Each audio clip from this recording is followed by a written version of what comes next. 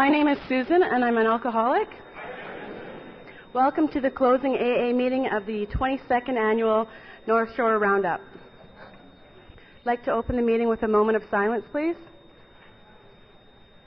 Here to introduce our next speaker, Sean A. from West Vancouver, Canada.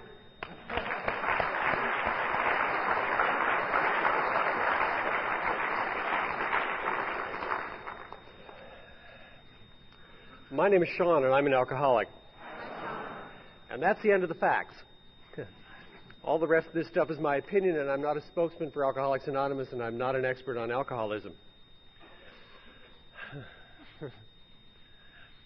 I want to thank Rick and the committee for asking me back. There's something quite extraordinary about being asked, but for a drunk to be asked back is really incredible. It's really incredible. What a weekend! I mean, the speakers, Pat and Nancy and Ben and Scott and Beverly. We should have kind of wrapped this up, I think, about a half an hour ago. Because there's not much of a spiritual stone that's been left unturned here, I don't think. We've heard some pretty extraordinary stuff. And I wish I had a clue what I was going to talk about. What I want you to know is that if you think this is a real important deal up here, let me tell you what I'm participating at this point in is the least important 12-step work there is. The most important 12-step work is the kind that you do in a crummy apartment with some guy who's throwing up on your shoes and trying to get sober. And that's the kind of stuff that I've had the privilege of doing over the time that I've been sober, and I know that a lot of you are having the privilege of doing. That's the important stuff. I am, like any speaker from this podium, I talk a slightly better program than I work. My prayer is that it's only slightly better, that the gap is kind of closing. But my responsibility today is to share with you what it used to be like, what happened, and what it's like now. And the theme of this conference is feelings, and it has always been feelings. And it always reminds me of piano bars, but nevertheless, which I seem to have spent a lot of time in. And it's something that is that's real difficult for us to start to deal with in sobriety. It's something that is very painful and very hard and takes a long time, particularly for the guys. One of the things that I'm very, very grateful for, and there are lots of things that I'm grateful for in sobriety, but I'm very, very grateful to the women in Alcoholics Anonymous. Because the women in Alcoholics Anonymous have taught me how to express my feelings. I remember when I was newly sober, I went to my sponsor. I was about 4 months sober, and I said, I'm really in trouble. And he said, what now? And I said, I identify with the women when they talk. And he said, he said, that's because they're talking about feelings. The guys who get up at these podiums tend to talk about events.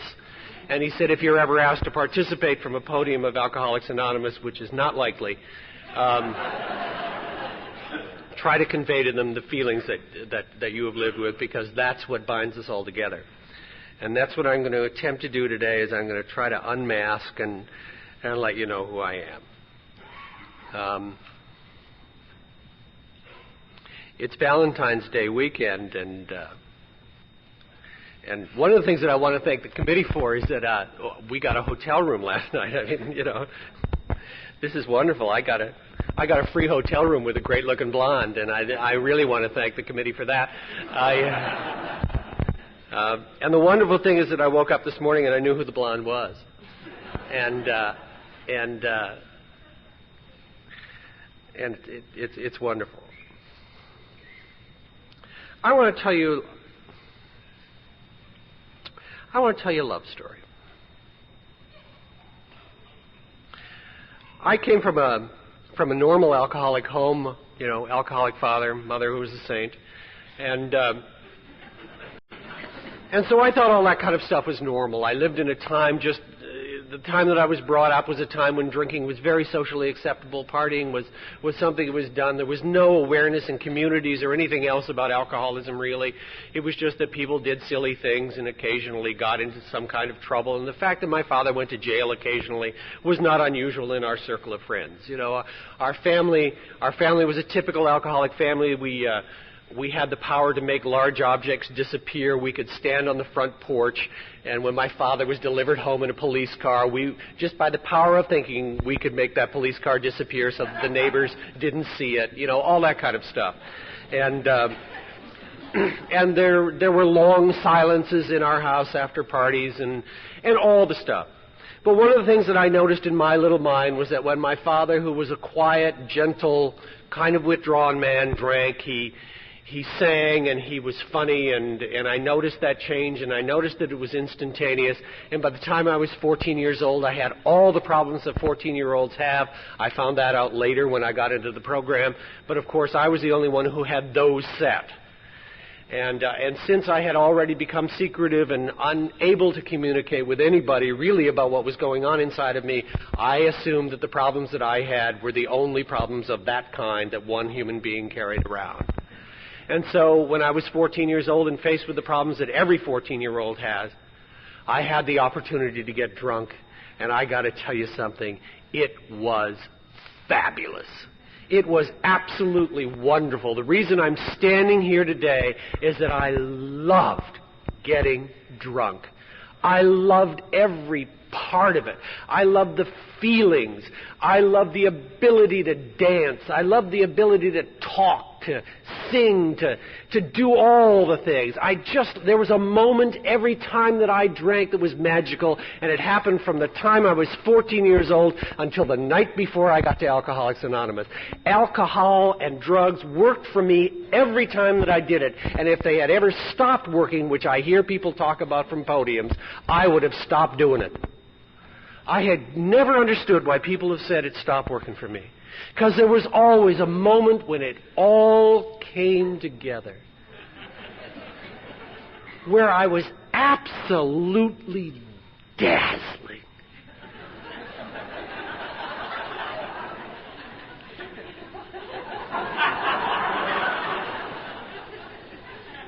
Tough, but tender. Sexual but sensitive. A poet and a fighter. A great dancer with a nasty temper, you know? Just fabulous. And it happened from the first time to the last time. The only problem with it is as it went along, I started paying a higher and higher price for the moment. Until eventually the price crushed me. And I couldn't do it. But when I arrived here and you took away that moment and said I would never have it again, I was angry and I was terrified. And I said, you damn well better replace it fast, man. And you started to do that thing. I was 14 years old. I was tall. I was fat. I had thick glasses and crooked teeth. I lived in Victoria, British Columbia, for Christ's sake. And I hated every part of my life. I just hated it. And my mother decided there was a new beginning in California. And we packed up the family and off we went to a new beginning. I don't know about you, but I am up to my ass in new beginnings. I mean, I've got a lot of them, you know. New beginnings all over the place, you know. God spare me from new beginnings anymore. And so we went to California and I went to college and I decided that I had while I was in college, I discovered diet pills. Oh, God, I love those things because I was a lousy drinker. I got very drunk very fast and very little, but when I popped those uppers, I could stay up all night and get into all kinds of trouble, and it was wonderful, and I loved that. And then I'm an alcoholic, and I indulged in a whole lot of outside issues, you know. Anything that was around, you know.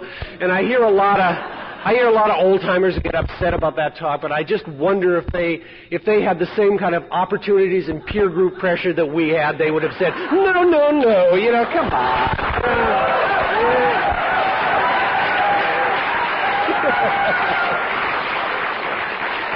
I just think a lot of times that those poor old-timers are suffering from Percodan envy, you know. They just, yeah. We just had a grand time. I just, you know, what I did was I proceeded to turn myself into a toxic chemical waste dump as quickly as I could. And I decided that I had a talent that the world couldn't live without, and I went to New York. I was 21 years old, and I had $50 in my pocket, and I saw the skyline of Manhattan. I said, in 5 years, you're going to know my name. And in 5 years, a lot of people did know my name for a lot of the wrong reasons. But within 2 months, I had my first Broadway show, and I was doing more than a fat, ugly kid from Victoria, British Columbia ever had the right to even dream of. I stood on the stage of a large theater in New York on Broadway with an orchestra pit playing a song and a spotlight on my face, and I sang every night to a sold-out house, and that should have fixed me.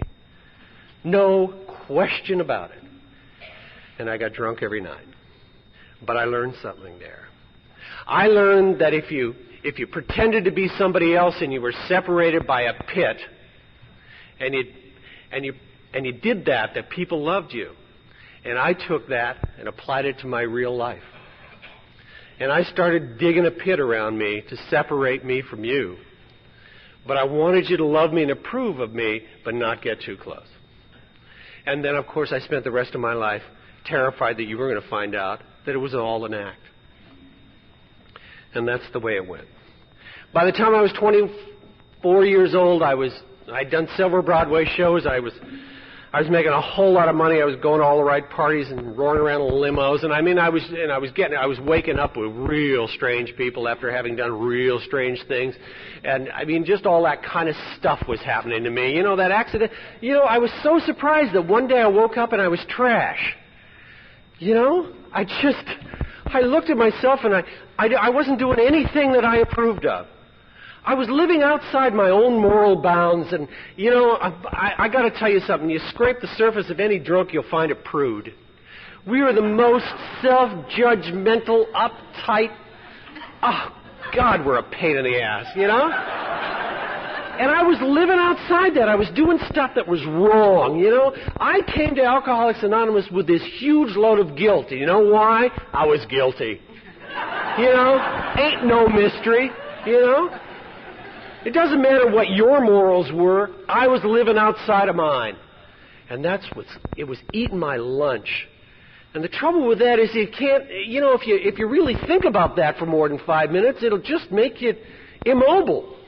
So you just keep on going. I knew about one day at a time, long before I got here. I used to get up every morning and look in the mirror in my bathroom after I'd done God knows what the night before and say, "You're not going to react to this, Sean.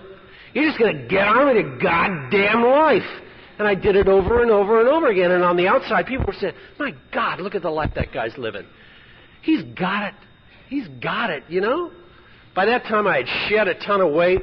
I had my teeth capped. I got a pair of contact lenses, and shazam, I was good looking. And I liked that. I really liked it, you know?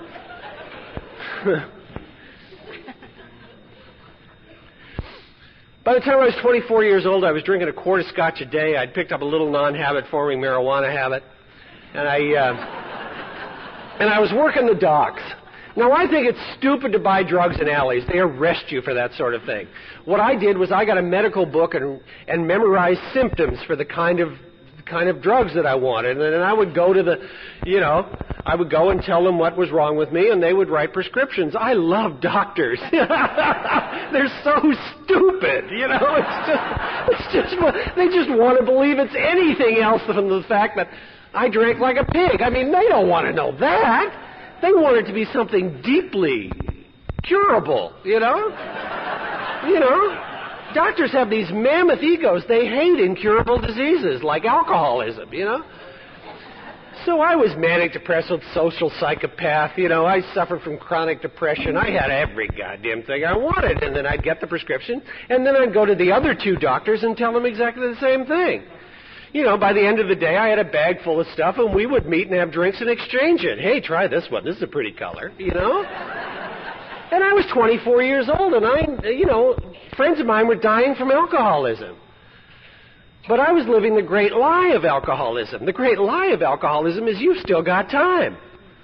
You can do this for another week, Sean, and then you got to straighten up your act for a week, and then you'll be all right.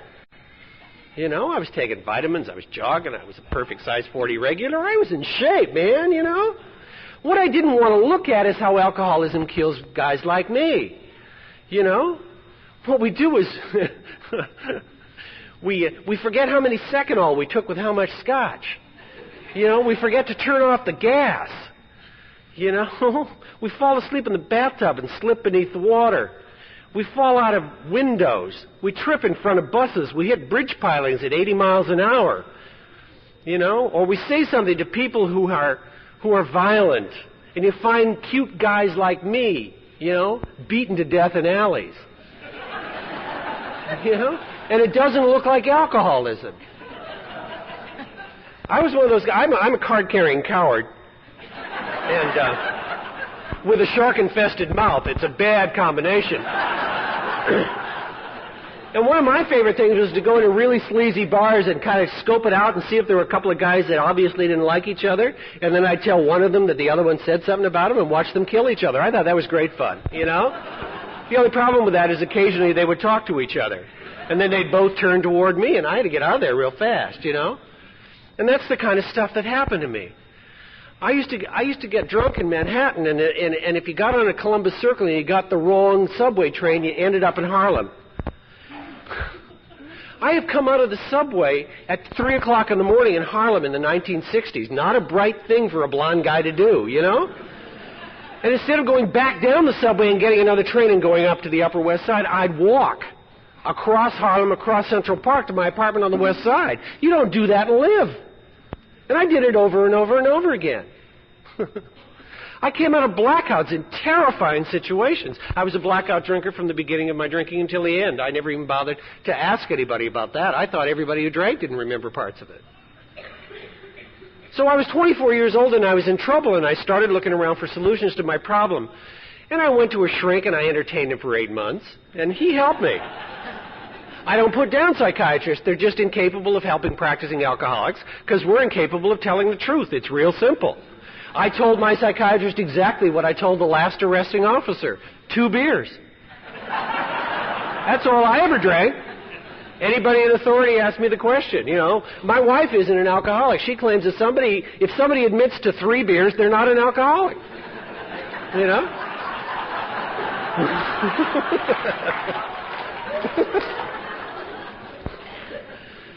But he helped me. He got me down to a fifth of scotch a day, and he gave me a prescription for Seconal. And another one for Valium. God bless that man, you know? And then I started looking into religions and gurus and spiritual literature and physical activity and, oh, God, you know, all that self-help stuff so that we can drink. You know? It's just...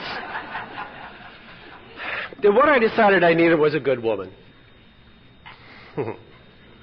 And I found her in an elevator.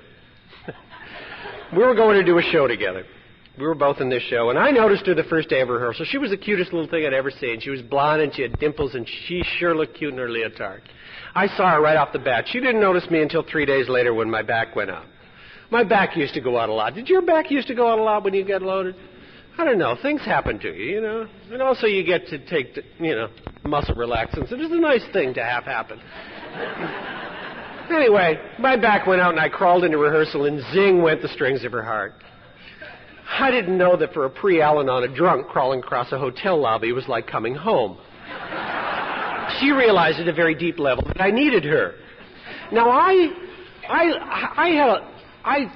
saw her, you know, and our eyes locked. There's a moment, you know.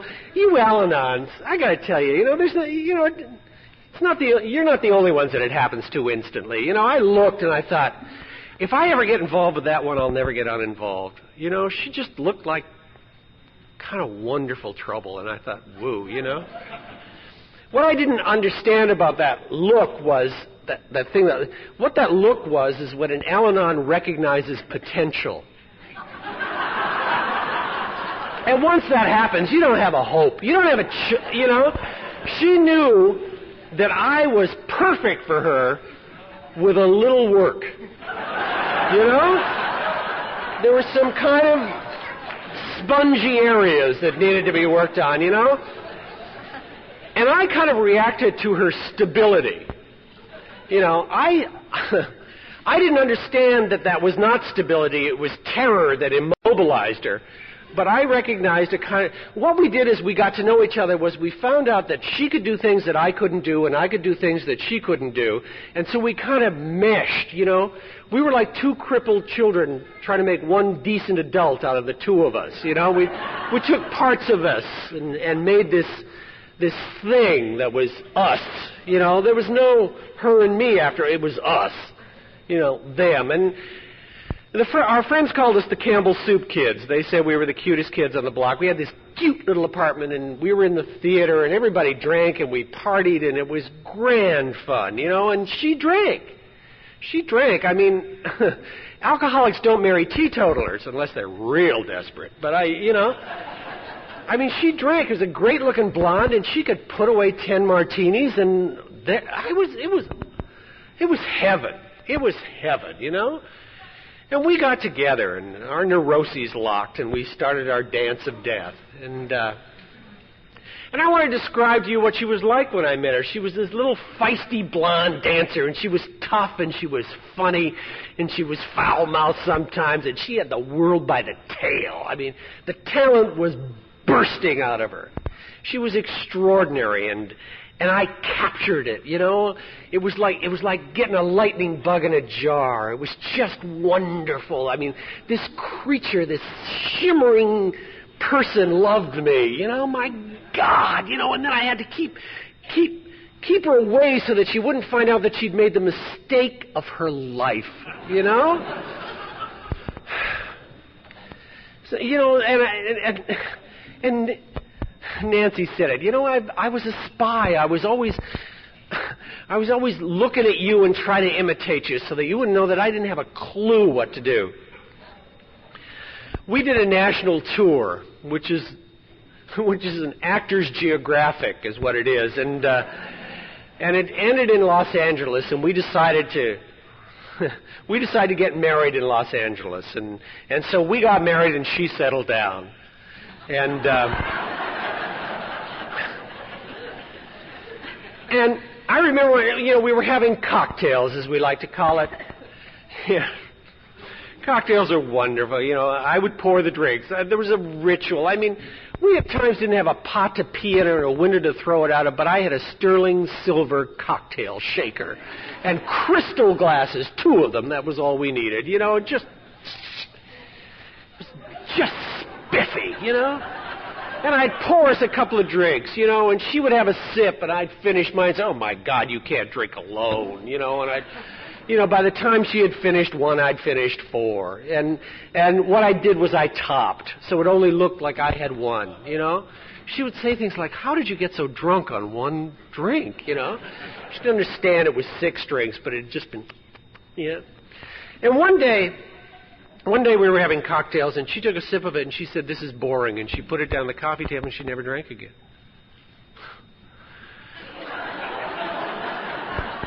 I mean, she didn't go through withdrawal. She wasn't upset, nothing, you know, just didn't drink. She's not an alcoholic. I mean, it was just bizarre. And then she noticed that I drank.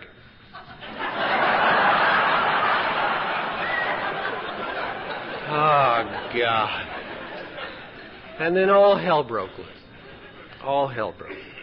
Now, I got to tell you something. Alcoholism is not about love. I mean, this is not a question of love. I have loved that woman from the moment I saw her. I really believe that, and I believe that she's loved me that way. I mean, we're soulmates. We must have loved each other in another life somewhere, because there's something going on with us that's, I don't know what it is. It's either the program works or extreme self-will. We haven't figured it out. But there's something going on there. And, if love could cure alcoholism, I wouldn't need to be here, you know, because I've been well loved. But love can't cure alcoholism. Alcoholism is a terminal disease, and it's arrested on a daily basis. That's what I got, you know. But there I was with somebody I loved, who now was starting to deal with the fact that I had some kind of problem, and so I had to shift the responsibility. I had to make her somehow responsible for it, you know? And the way I did it was the way an alcoholic loves. I helped her to become a better human being. I would say things to her like, "Oh, you're going to wear that dress. You know I like your hair up. I don't think you should have said that at dinner, darling. I think you upset the host." I mean, helpful things, so that she could become a better human being. And the clear-cut message in it was if she was taller, if she was shorter, if she was a redhead or a brunette, if she worked, if she stayed home, if she wrote poetry, if she gardened, if she was an artist, if she was a mathematician, if she was somehow different, I wouldn't need to drink. And the sad thing about people who love alcoholics is she bought that package. She bought it. She swallowed it hook, line, and sinker.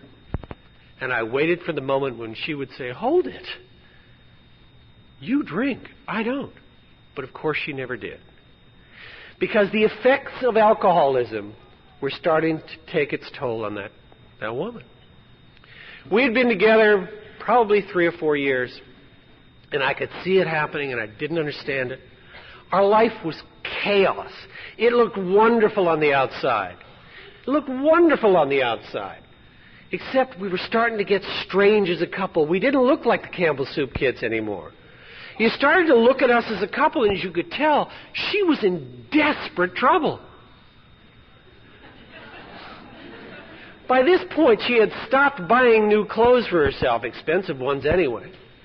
She was wearing kind of cheap, shapeless dresses by this point. She never got her hair done anymore, so she wore babushkas. She wore these scarves that covered her hair. Her nails were bitten to the quick, and her lips were disappearing.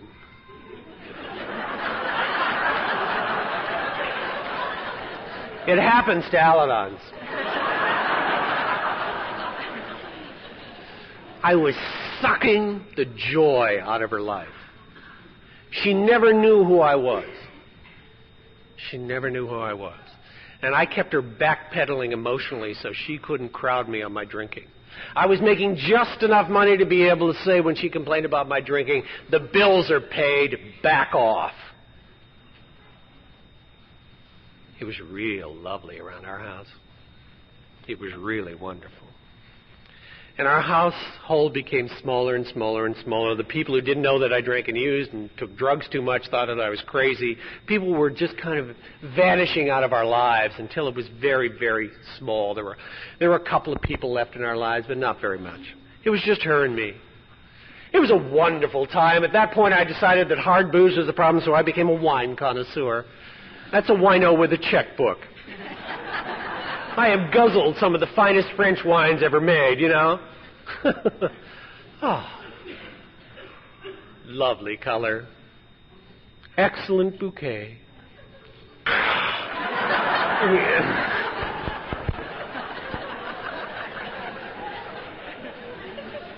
We moved a lot, you know. We always moved a lot. You can tell an alcoholic and a pre-Al-Anon when they move into a new apartment. She would scrub the kitchen and the bathroom, and I would hang the wine rack. I always had this fantasy about having a wine rack with dusty bottles on it.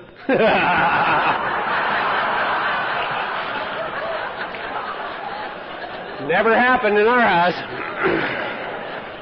I was also a pretentious drunk. Toward the end, we were having trouble economically, so I was buying like Thunderbird wine and decanting it, you know, pouring it into a crystal decanter so you didn't know that you were drinking petroleum products when you came in. You know.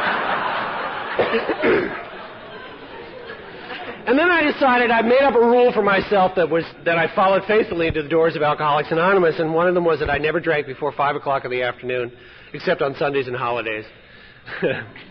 And I always drank from a glass. That was important to me.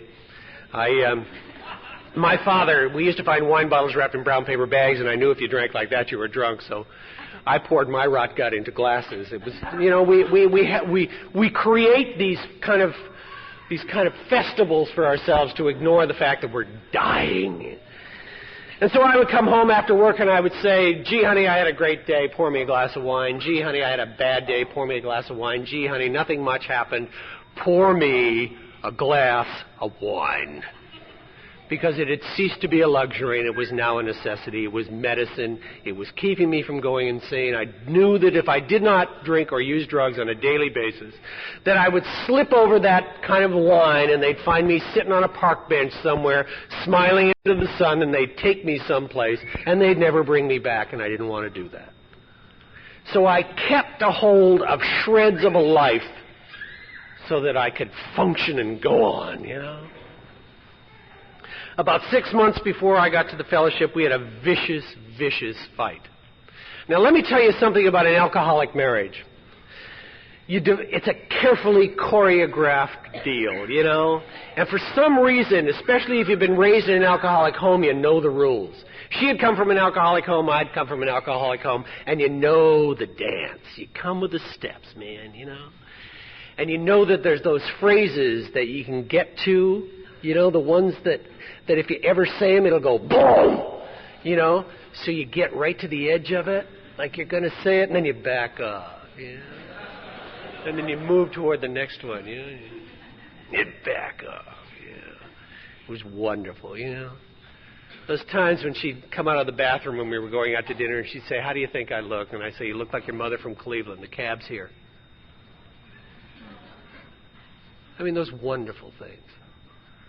But that night we had a vicious, vicious fight, and the stuff got said. The only problem with it was that I was in a blackout. I passed out, and I came to, and something terrible had happened in our house. What had happened is she realized we were dealing with alcoholism. She realized it wasn't her not being pretty enough, or smart enough, or anything else. She realized there was something terrible going on. And I knew it was up. I knew the jig was up. I knew it was up. It was over. It was over. We played at it a bit more for a couple of more months. But I started praying in that little while, and I said, "Dear God, let this stop." I just wanted off the merry-go-round. I just wanted it to stop. I just wanted out. 6 months later, he arranged it quite nicely. I was arrested by the West Hollywood Vice Squad on a sleazy little charge. I was taken down and fingerprinted and photographed and released on my own recognizance and sent home. She was not home. That was the first miracle of sobriety. She wasn't there. She was off in Orange County saving somebody who didn't need to be saved. And I was alone. If I'd have walked into that house with fingerprint ink on my fingers and told her what happened, she'd have helped me shift the blame.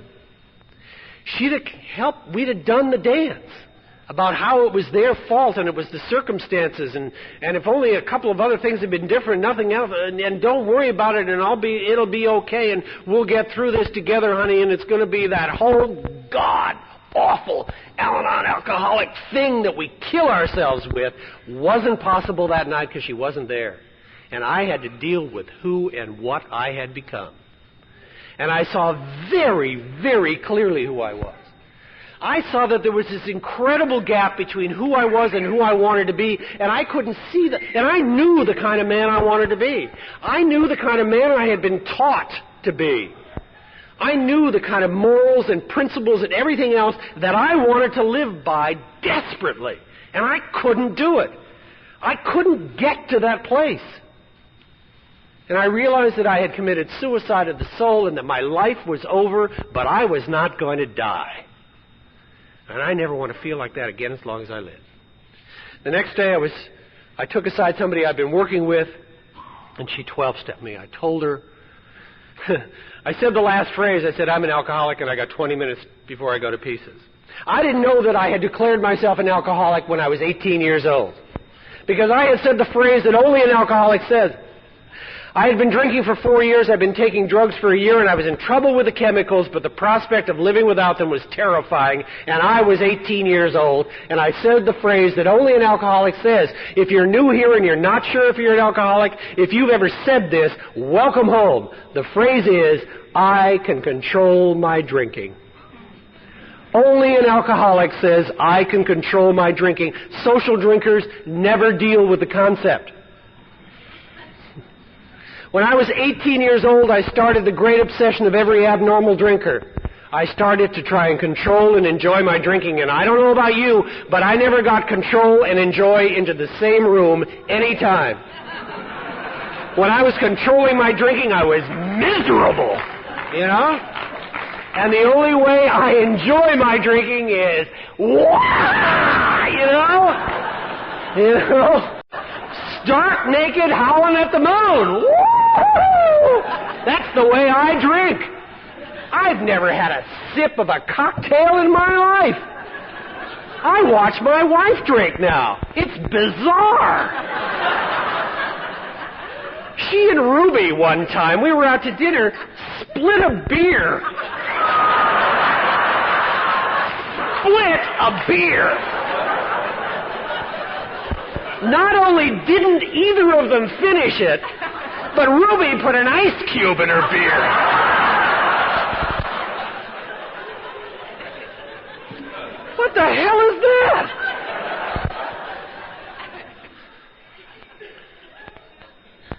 So I came to Alcoholics Anonymous. And I thought I loved it. I didn't.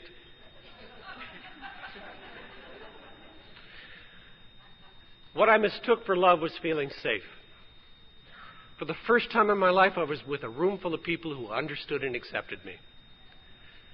And the safety felt like love. But I got to tell you something. And if you knew, I was embarrassed to be sober for the first year and a half I was sober in Alcoholics Anonymous. I didn't want anybody to know I was sober. I don't know why it was more embarrassing to be sober than it was to throw up on your Christmas tree, but there you have it.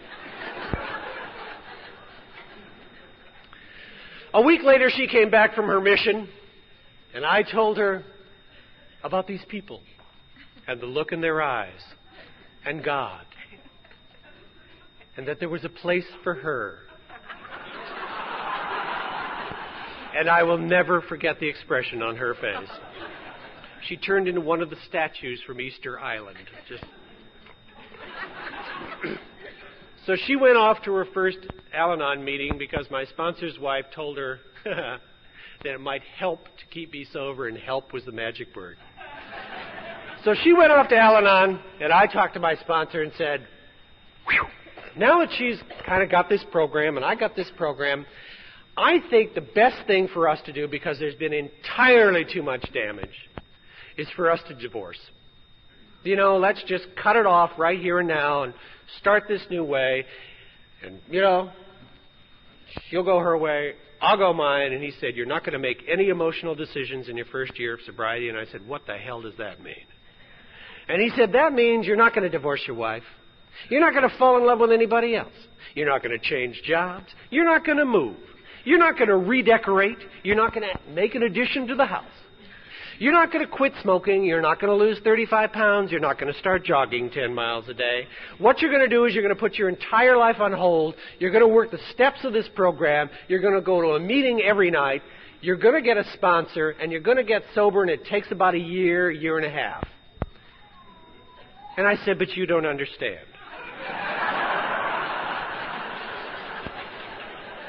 I'm not sure that I love her. And he said, I don't give a damn about love. Work on good manners. So I started saying please and thank you to this woman. Now I got to tell you, the first year of sobriety was terrifying. And I was not a lot of laughs. There wasn't anything going on in our house. And the fact that we had to stay together.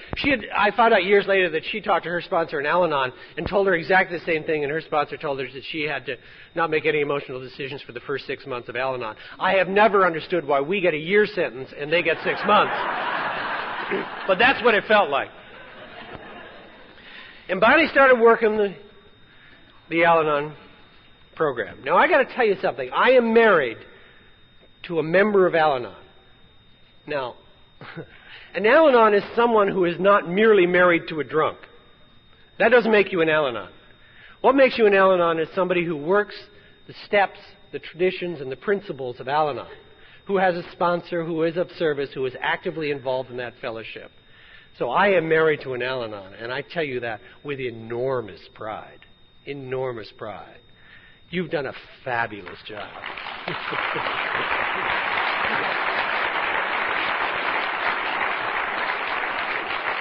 So there we were, stuck with each other. And after I was about, then it started happening. 4 months sober, I called my sponsor. He said, "Oh, hi, Sean, what's up?" I said, "Nothing."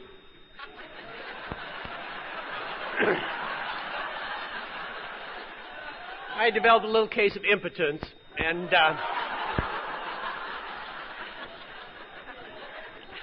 so I explained to him what was going on. He said, "Don't worry about it. It happens to most guys, and they're 4 to 6 months sober.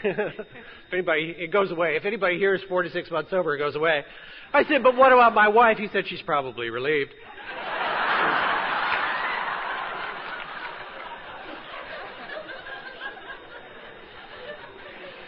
He said, "But now, now that you're getting to be about 6 months sober, you're not going to go to a meeting every night. You're going to spend one night at home alone with her." I said, "What?" He said, "You're going to spend one night at home alone with her." And I said, "Okay." So we spent one night at home alone. It was awful. It was awful. It was like a blind date with a Martian. I mean, we had nothing to say that didn't evolve into a fight. We would start a conversation and it would eventually get into, "Don't take my inventory." Or, "Don't you think you want to talk to your sponsor about this?" I mean, it was just fabulous, Oh, God. And she was learning to detach what looks like, rejection to me, Release looked like she hated my guts. And it was just, and she wasn't doing anything on it. It was just, everything we did was wrong. It was like we were like two porcupines, in a small place. It was just awful. And there are very few phrases that have changed my life, but there was one. I was about 7, 8 months sober, and I was acting like a horse's ass in my kitchen. I know you find that hard to believe. And Bonnie is not tall when she's in bare feet, and she was in bare feet that night. And what she does when she gets very angry with me, she tends to slam up against me and look up at me. So there's this little angry face looking up at me, and it has always made me laugh. Not a good idea, but it is always, this little face going, And of course, she was suffering from that kind of Al-Anon thing. When at first, when you're newly sober or you're newly working a program and you got to confront your mate, I mean, it takes like 4 days of kind of, so that by the time you say something to her, it's like, and the other person can't hear what the hell you're saying because this is a paragraph of just, So her sponsor was teaching her how to say one thing, and I was acting like a jerk. And she came up to me and slammed up against me and looked up at me and said, "This behavior is unacceptable."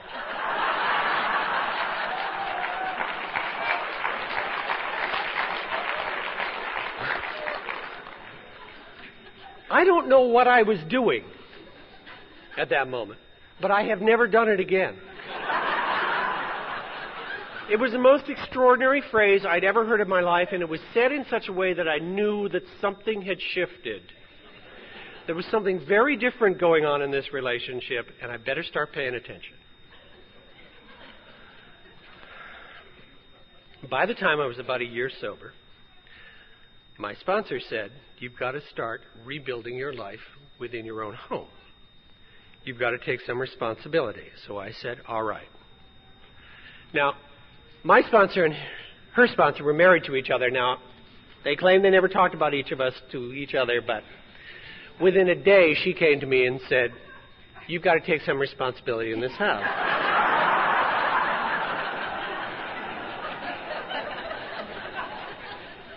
Now, it wasn't going to be the money. She wasn't handing that over. I mean, there's a whole lot of stuff. So what she handed to me was the laundry. And I did the laundry. Now, I didn't do the laundry right. About 5 years sober was when we got the last of the pink underwear out of our lives. But I started doing it, And it was where we started rebuilding. And we started doing stuff eventually in 2 or 3 years in the program where we would sit down on the 1st and the 15th of the month and we would go over the bills together. What a concept, And To this day, I bring home a check and the bills get paid and there's nothing, and I pout. I mean, it's really unattractive on a guy who's over 6 feet tall to pout, you know. But I bring this money and it goes out the door, you know. It just annoys me. And it was amazing. We would sit down because what I kept doing was I kept shifting responsibility to her. You do this, babe, you know. And then I would get angry at her because of the way it went. How come we don't have enough money? You know, well, she was handling the whole thing. We had to start sharing responsibility within our household. And things got better. Things got better. We started working out stuff, and things got better. You know, and you don't know that the program works. You don't know that another person has fundamentally changed, and still some extraordinary things happen. When I was about 5.5 years sober, I was very, very sober. I was talking from podiums. I was sponsoring guys. I had worked the steps several times. I had a sponsor. I was driving guys to meetings. I was starting to become an example. And there's something that happens to a lot of us between 5 and 6 years sober. And there's not a lot of literature on it, and there's not a lot of stuff about it, but it happens to a whole lot of us. What happens is a lot of us hit some kind of spiritual wall. It's like a marathon runner hitting a wall in a marathon. And I did it. And what I started doing was I got the idea that since I had hit this plateau of 5 years, that I was going to kind of explore the fence lines of my sobriety, to find out where the edges were, to find out exactly how much rope I had before I'd hang myself. And so I started looking into some real old ideas. And when I was 5.5 years sober, I was arrested once again and taken down and photographed and fingerprinted and released on my own recognizance. And it's not as much fun sober. As a matter of fact, it's deeply humiliating. And I came home, and I was sitting at the kitchen table, and Bonnie came home from her Al-Anon meeting. And she walked into the kitchen, and she looked at me, and she said, "Oh, my God, what's happened?" And I told her. And she didn't start screaming. She didn't start yelling about, "What are you doing to our lives, and why are you blowing up our marriage, and how could you do this?" She didn't do any of that stuff. What she did was she sat down in a chair at the table, and she reached across the table, and she put her hand on my face, and she said, "Oh, Sean, I am so sorry you have to hurt yourself so much." And then later she said, "You know,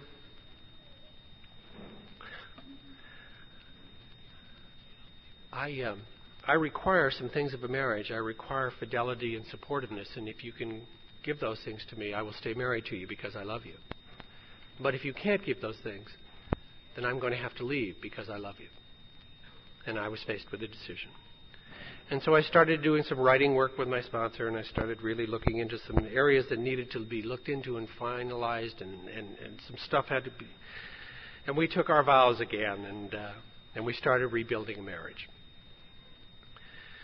We had to do things like, I had some real big problems that I had paved over and hoped that there was this kind of spiritual, thing that would fix it without ever having to do anything about it. And I had to change behavior, and I had to look at our life together. I had to look at our sex life together. I had to look at a lot of intimate relationships with us, our intimacy stuff. There was some real heavy-duty stuff that scared me to death because I have always lived with a woman that I knew one day would wake up and say, "My God, what am I doing with this jerk?" I always knew she was going to grow up.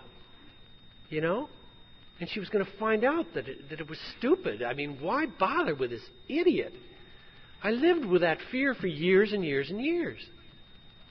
We were talking recently, and Bonnie was reading something to me, and God, it's true of me, and it happens so much to us men, We grow up believing that if we do something, you'll love us, And the problem is if you base your relationships on that, you become unlovable. And that had been my entire life, is that if I do these things, if I accomplish these things, if I become this kind of person, then you'll love me. But if I don't do those things, you won't, because I'm not worth it. And that was true of me for years and years and years, and there's still parts of that. There's still parts of that, And if I can't love me, or if I can't take care of me, I can't find the resource to give it to you. I can act like it, but I can't feel it. I can't get it. One of the hardest gifts to accept in Alcoholics Anonymous is unearned love. You walk into rooms like this and you get love for being, not for doing anything, just for being. Do you know how difficult that is for somebody like me to accept? Let me wash the cups. Let me sell the literature. And the wonderful thing about the old-timers in this fellowship is they let you do that stuff because they know that's the only way we can get in here, And then eventually, as you get older in this fellowship, they let you relax. Keep saying you don't need to do that. There may be a few AA requests that you can say no to because somebody else needs to do the job. Somebody else who doesn't think he's very lovable either. So we started rebuilding our marriage, and it was tough. It was tough going. But we decided it was time to start a family, and when I was 8 years sober, when I was 7 years sober, Bonnie got pregnant. Now, I'm an alcoholic. Bonnie got pregnant, and I thought, I never want to look at that child and say, if it weren't for you, I could have gone to Europe. That was the only thing that I wanted to do that I'd never done. So we borrowed money and went to Europe. And I've never looked at my daughter and said, if it weren't for you, I could have gone to Europe. As a matter of fact, I took her there a couple of years ago. So we were ready to be parents, and it was time, and Bonnie went into the hospital, and I was there. I got to participate in that. I cut her umbilical cord and gave her her first bath. She's mine. I know she's mine. She's there. I was there. It was just a remarkable thing, and at that point we went broke because I had I had let my sponsor an enormous amount of money, and he didn't have a seventh tradition in his particular program, and we were. It was incredible. We went incredibly broke, and there we were with his new baby and no money, and it was just bizarre. And so we had to come together as a team and start doing the stuff that we had to do, and through a series of events, we got to move to Canada and start a great new adventure and become part of the fellowship here, and what a grand adventure that's been. It's been extraordinary. I want to talk about the last couple of years. One of the things that happens to me is stuff happens to me and I get through it, and then later I look back on it and realize what it was and how important and what it meant. All these insights that I share with you are all hindsights. I have never known what was going on with me at the moment. It becomes less and less interesting the longer I'm sober to know that kind of stuff. I just know that it's not necessary for me to get in touch with my feelings. My feelings will get in touch with me quite handily. Just keep on moving, Now I'm married to this kind of get up and go and let's go, She's a Polish ballerina. That's tough stock. Her mother is 83 years old and has a full-time job in a kitchen of a Holiday Inn in Cleveland, Ohio, So she comes from sturdy stock. And whenever there was anything wrong in our family, Bonnie could go out there and get a job and take care of it and get us through. Well, 2 years ago, she was gardening. Now, I don't know about the rest of you Al-Anons, but I suspect this is true of you. Al-Anons don't garden, they farm.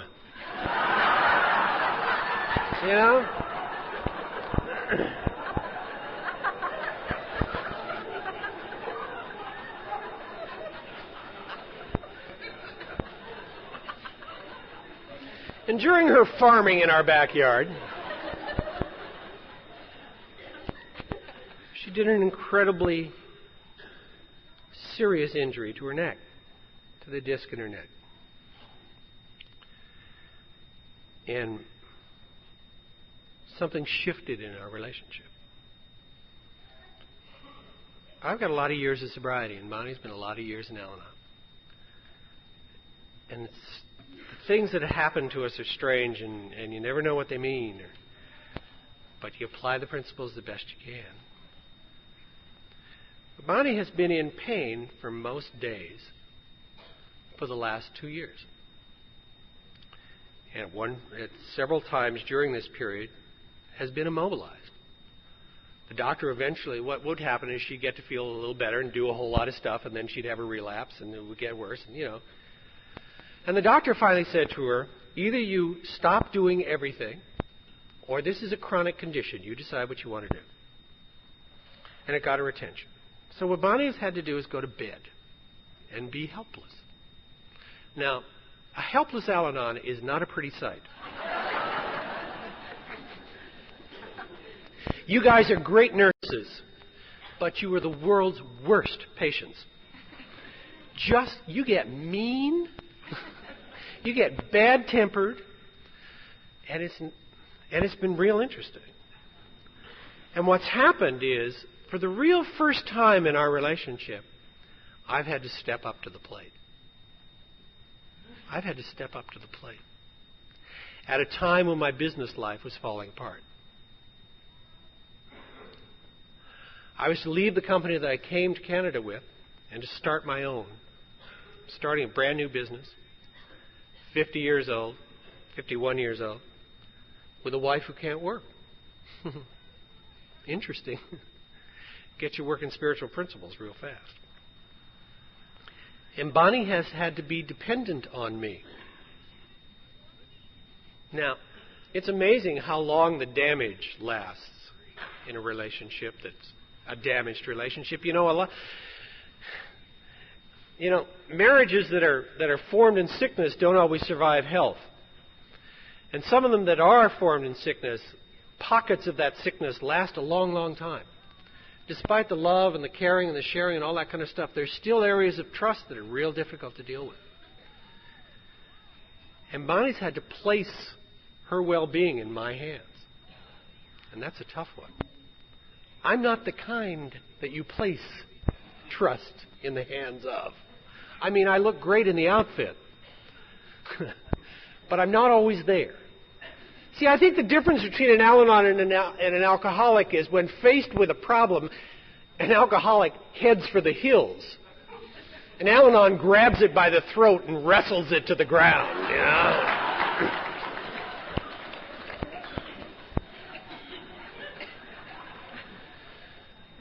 Dealing with someone who's in chronic pain is dealing with somebody whose personality has changed.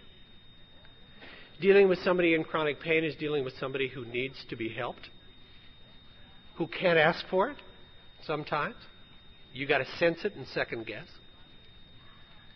Dealing with somebody who's frightened is dealing with somebody who's frequently angry. And we've had to deal with that kind of stuff and get through it.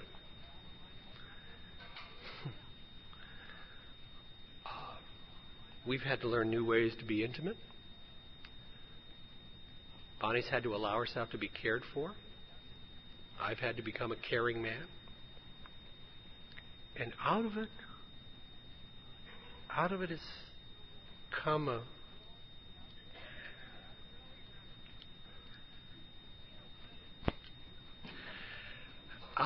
become a relationship that a guy like me isn't capable of having.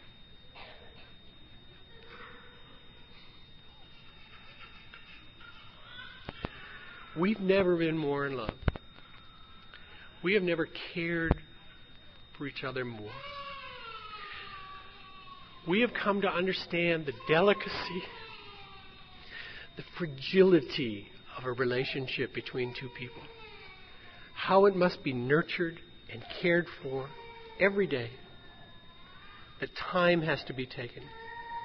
That you got to listen to sometimes the stuff that's not being said. That you got to watch the body language. That you got to just think for two people instead of one. And for a guy who's hopelessly and chronically selfish like I am, it's been an incredible shift in my life. And I thank God for that ruptured disc. Because I don't think we'd have ever known this. I don't think we'd have ever gotten to this place.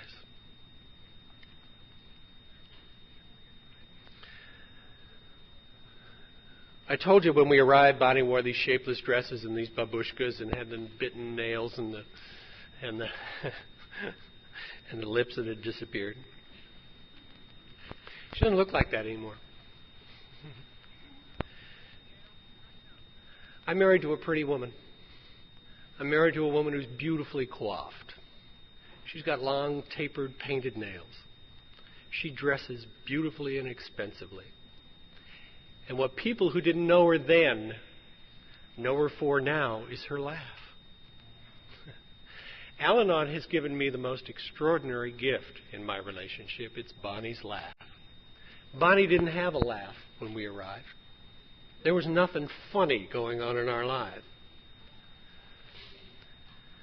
And what's going on in our lives now is we're at the point now, we've been together so long and have been trying to work this program. Just trying to work this, practicing the principles, bringing it home. It's real easy for me to stand here and tell you how grand and glorious sobriety is. But what you got to do in order to understand that is I got to get everybody in this room into my family room. Or looking through my bedroom door. So you see that what I've been trying for a long time to do and what she's been trying for a long time to do is bring these principles home. Bring them home across the threshold. And she's done it. And I'm working on it. And we're at a point now where our character defects make each other laugh. And I understand once you get there, you're home free, man,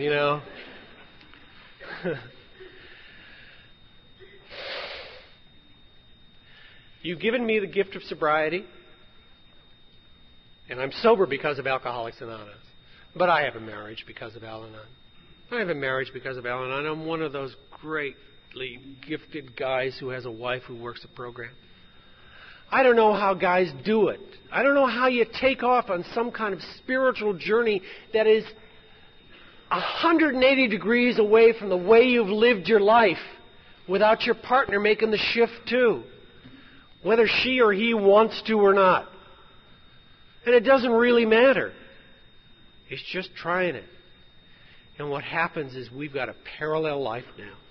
We're not all mixed in together. I got to tell you, the first year of my sobriety was hair-raising. Because any couple that comes into AA and Al-Anon, the first year they separate. They may do it physically or they may stay in the same house, but they separate. They start tearing apart this sick dependency and trying to become two human beings. And it's terrifying.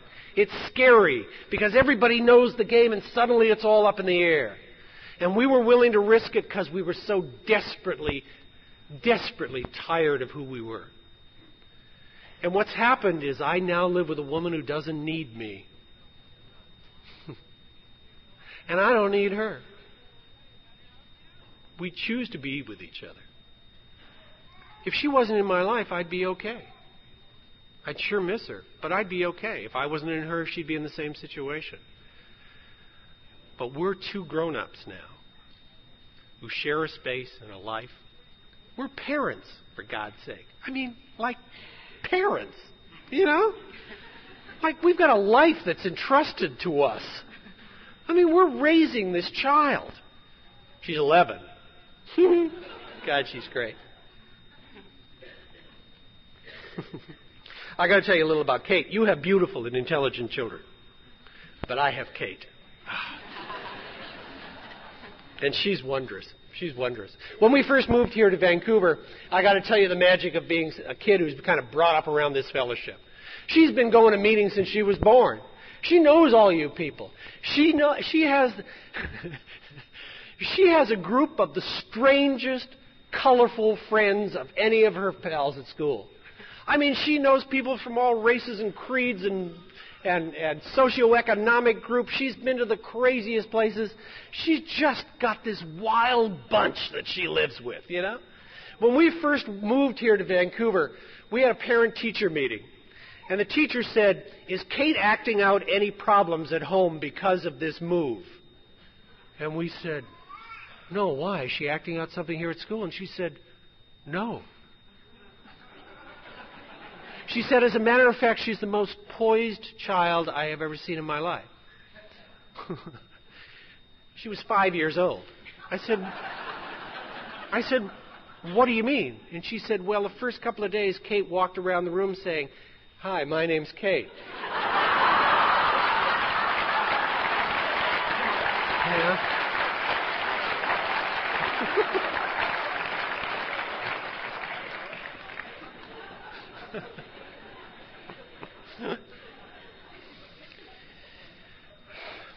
And it's gone on from there. She's now about to become a teenager, and I'm talking to Milt a lot about that. Yeah. I'm starting to get stupid and insensitive in her eyes. When she used to rush to me and throw her arms around me, she now says things like, "Oh, Dad," you know. But I got to tell you, she lives in a house where her parents dance in the kitchen for no reason. She lives in a house where we talk about what's going on. She lives in a house where she sat down at a table and we talk about the decisions that we've got to make as a family, the things that we're doing in our lives, why we can't buy the new skis or why we can, or all the stuff that's going on. It's all open, you know. And you know what? She listens to it and she respects the fact that she's included. And she contributes. We've done some stuff in our family at Kate's suggestion, just because that's how it goes in this thing. You've given us the freedom to take risks as human beings. You've given us the freedom to be honest about who we are to each other.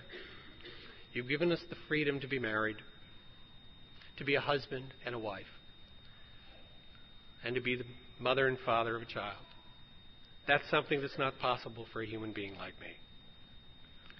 But by the working of the steps and the traditions, it's happened in my life, and it continues to happen, and I look forward to the growing. I really want to mature before I die. I really do. I'm working on that, you know. I really would like that. I'd really like to kind of be, you know, kind of a solid guy, you know, and I'm seeing little glimpses of it. I'm seeing little glimpses of it. So I want to thank you for my life, and I want to thank you for all that you've given us here in Vancouver, the program that you've so generously shared with us. You've made us part of this fellowship. You've allowed us to be of service. And I don't want you to take this personally, but I love you very, very much. And I'm just wondering if collectively you would be my Valentine. God bless you.